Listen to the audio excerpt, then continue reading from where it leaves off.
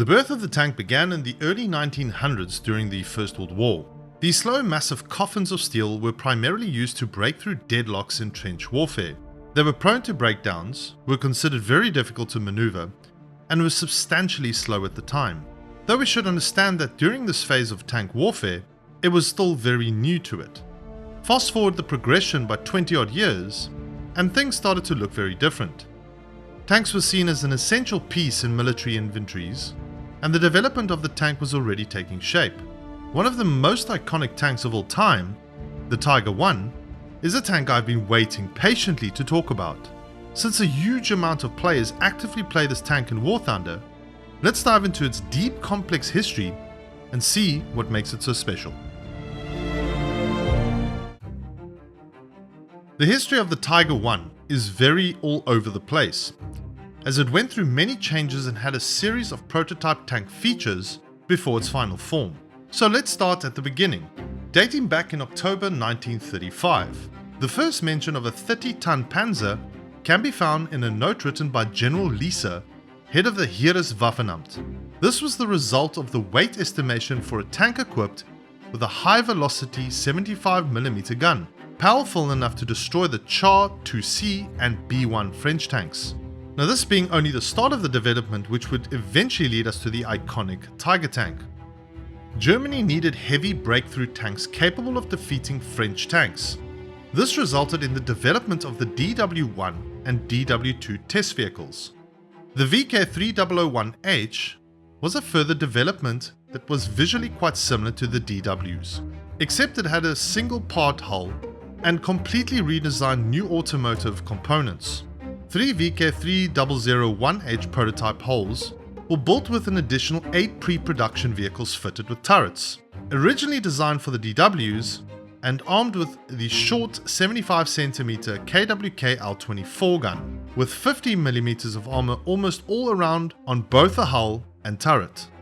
The number of turreted vehicles was cut back from all 8 to 4 due to the development of the Tiger taking priority, and were used as training tanks being completed in 1942. 3 test hulls were used to test self-entrenching and trench-digging plows for the Panzer III, among other things.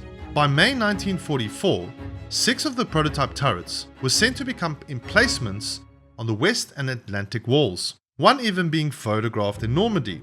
2 VK3001H hulls were heavily modified and became 2 Sturer Emmels. One of these vehicles still exists at Patriot Park outside Moscow. The VK3601H was created due to an order from the Waffenprogramm 6 for a further improved DW VK3001H. It was still referred as a DW in some reports, that could mount a 105cm L28 gun. However, this gun order was rescinded and replaced by the squeeze-bore Waffe weapon 0725 that fired tungsten 1 kg APCR shells. Only one test hull was completed and was never fitted with its turret or gun.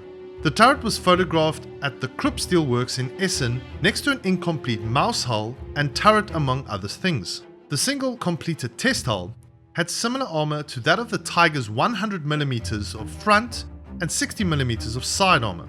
But due to the vehicle's technical limitations and the lack of reliable resources of tungsten, the project was cancelled in 1941. This means Henschel had to adopt the heavier VK501 specification that Porsche was already working on and use the turret designed by Krupp for Porsche's earlier VK3001P, aka Type 100 Leopard, that housed the legendary 88cm KWK L56 gun. That was also being used in the VK4501P with some minor modifications like replacing the electric traverse drive with a hydraulic one. The VK4501H was somewhat of an upscaled VK3001H. 3 test hulls were constructed and faced off against Porsche's VK501P. The Henschel design was deemed more practical and cost-effective than the Porsche design. The Porsche VK501P had some significant issues with its power plant, specifically the troublesome Type 101 petrol engines that would plague the Ferdinands too, until they were replaced in 1944 rebuild program with the HL 120 engines, the same used by the Panzer IV. The Tiger H was first deployed in combat during the siege of Leningrad, now known as St. Petersburg, in 1942. All 4 of these first tanks were disabled in a swampy area, with all but one being recovered by the Germans. The Tiger with the turret number 100 was captured by the Soviets. In-game, the Tiger Aus E represented a late production vehicle with a low-profile periscope cupola, rubber-saving steel-tired road wheels, the same used on the Panther II, Tiger II, and a small number of Panther Gs as a trial. It is fitted with the aforementioned HL230 P45 engine, and due to the increased HP, this engine provided the hydraulic turret drive that made it capable of traversing faster. The Aus E hull-mounted S-mine launchers have been removed along with the turret-mounted smoke grenade launchers. This was due to the Soviet infantry that could shoot them to blind the tank. Same thing happened with the Panther D. The headlight has been relocated to the front hull, which removes the obstacles for the gun. The Feifel air filters are also no longer present on the rear and engine deck. The vehicle is fitted with a new type of track compared to the earlier models. The mantlet has been reinforced around the gun sight, and the pistol ports on the turret are no longer present. The cupola is also fitted with an AA mount MG34, and all of the surfaces accessible to the enemy infantry have been covered in Zimmerit, an anti-magnetic mine paste. So, if you are interested to know more, please check the source links in the description below.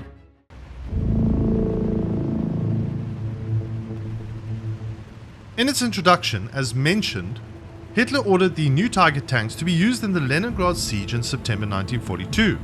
However, as the faults of the tank were still not fully ironed out at the stage, the mechanical unreliability and the unsuitable terrain caused one of the Tiger Is to be stuck in the swamps and abandoned by its users.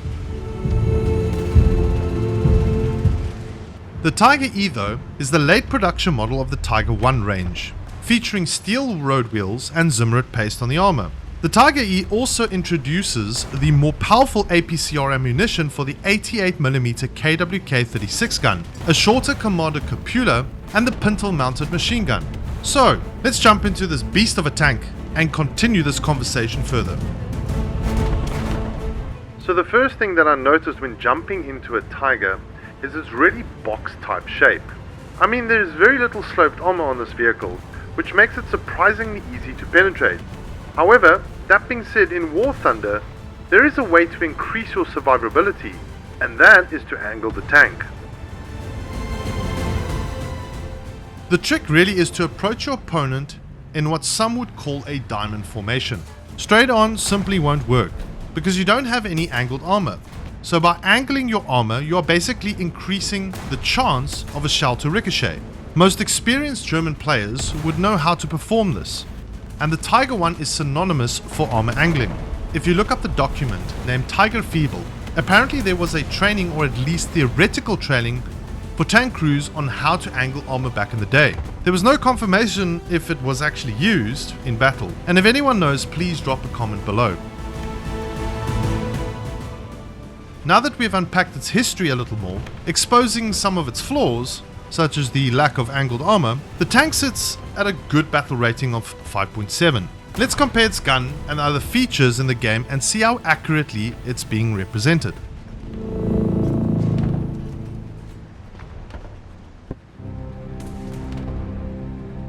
For starters, let's look a little bit on the armor statistics itself and see what we are working with here. The armor of the Tiger E is decent for its rank for a heavy tank. However, if it's angled, it ups its armor from the basic 100mm of flat homogeneous armor to an extreme of 200 to 400mm of thickness. This does prove to be historically accurate. The turret roof armor has been increased to 40mm, historically as a reaction to the increased number of allied attack planes. And the gun mantlet is slightly more durable with a 140mm thick armor plate on the area that used to be the weakest part. So less of a chance of dying to these really annoying CAS players. Damn, I really hate them. Another part of this tank that I need to look at is its engine. The tank sports a more powerful Maybach V12 HL230 engine with 700 brake horsepower. The engine proved adequate in propelling the tank, but was considered underpowered for the tank weight. I mean, pulling a 57.3 ton tank only with a 7 brake horsepower engine is not a great power to weight ratio. even if it was a modern engine. Though, this is also accurate to history. Now, being in the tank, that being said, mobility-wise, the Tiger is pretty good for a heavy tank. It's much faster than the KV-1 and about as equally fast as the IS-1. Although medium tanks like the T-3485 can easily outmaneuver all three close range, try to use the Tiger's mobility to keep a distance rather than closing in on a target. Look at this as if you're pushing a fully loaded wheelbarrow around. Turning can be a little tough, and climbing hills you should consider carefully. So when driving the Tiger, plan ahead on where it will drive. Even with engine and track modifications, the Tiger is still a heavy tank, and a 90-degree or more turn will almost mean an immediate standstill. Even small adjustments can knock the speed down a bit. Thus, knowing the terrain and destination is of the utmost importance to preserve its mobility to the fullest extent. It is fairly slow on the battlefield, so just keep a note of that. The Tiger is best used on the flanks of current maps, as these are usually more open and allow good use of its armor and excellent gun. The center of the map would seem more logical as there are a lot of enemies there, but as has already been established, a Tiger taking fire from multiple directions won't last long. So the actual KD ratio of the Tiger was around 10 or more. Let's see if I can get that. Turn.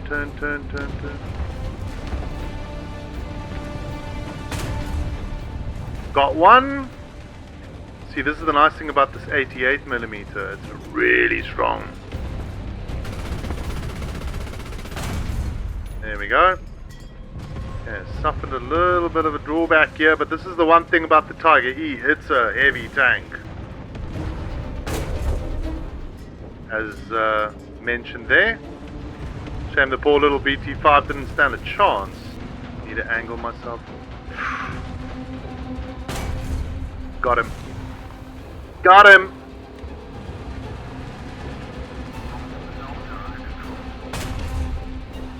Yeah, you walk right in front of me, I'm gonna pin you, man. Whoa.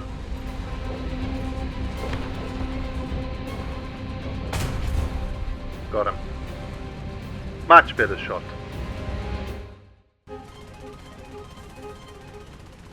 So the main attraction of this tank is definitely its glorious gun, the 88mm KWK-36. The Tiger's 88 has massive destructive power. Unlike other German tanks of its rank, all armed with 75mm guns, the Tiger can easily one-shot all medium tanks like the T-34s, M4 Shermans, and still be a great threat against heavy tanks like the IS-1s. Let's just say that you're rocking up with one of the biggest sized members to do the job.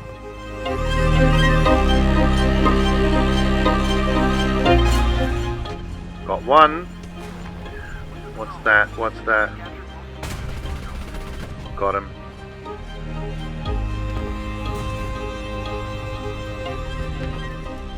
Is the AA out of the picture?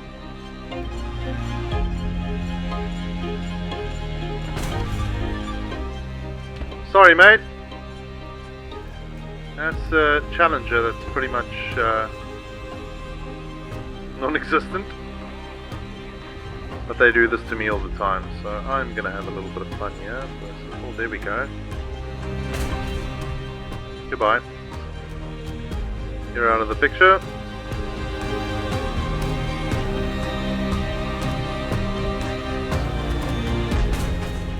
Got him. Haha! You wanna shoot? I shoot first. As far as ammo is concerned, the default PZGR-39 will be the standard AP rounds many players will use. The second AP round available, the PZGR, is also a good round to use against the enemy as the shell contains more explosive filler than the default, but suffers from a lower penetration.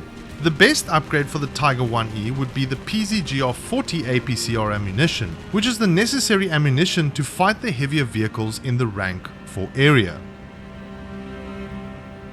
Regarding the turret itself, the Tiger E has a better turret traverse than the H1, but the same precaution of managing a lower than average turret traverse should be taken into consideration. it is still recommended to get the horizontal drive traverse modification as fast as possible. Even then, you would still need to use the Tiger-like non-turret tank destroyer and turn it in the direction. So with all that covered, let's dive into the pros and cons and do a quick recap, starting with the pros. The gun-mantlet, MG port and driver ports are particularly hard to penetrate due to their complex, varying shape and thickness. The cupola also has a better shape which makes it not so vulnerable. One of the fastest heavy tanks with a top speed of 45 km an hour, which is pretty accurate historically.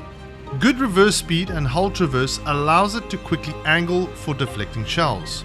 A -8-degree gun depression works well in most hilly terrain. Smoke shells allow for it to escape from danger or to cover allies. Has access to a pintle-mounted MG which can fend off low-flying aircraft or knock out the exposed crew of some vehicles. Now for the cons. Its weak and non-sloped armor protection. If not angling, the Tiger E can be destroyed easily by the T-34-85 or 76mm Sherman. It might struggle to penetrate heavy targets frontally. Rather slow acceleration limits its short-range maneuverability. Ammo storage at the hull sides are very easy to explode when hit. Other than APCR, not much of an upgrade over the Tiger H1, despite a higher battle rating. So my final take on the tank is that it's definitely something I would buy. It's similar to the H1, however, why not field 2 Tiger I tanks in your lineup? Historically, bearing a few smaller things, the tank is fairly accurate to its historical version back in World War II. The price in game is a decent 150,000 Silver Lions and 40,000 research points. All the optional extras will only set you back around 72,000 Silver Lions and 35,000 research points. Overall, it's a must. It's iconic, it's fun to play, and it's a definite winner for me on the battlefield.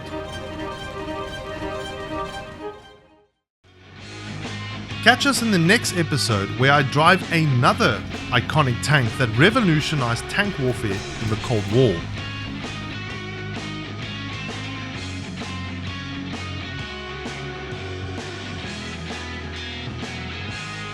And once again, on that exciting bombshell, we will see you next time. Good night.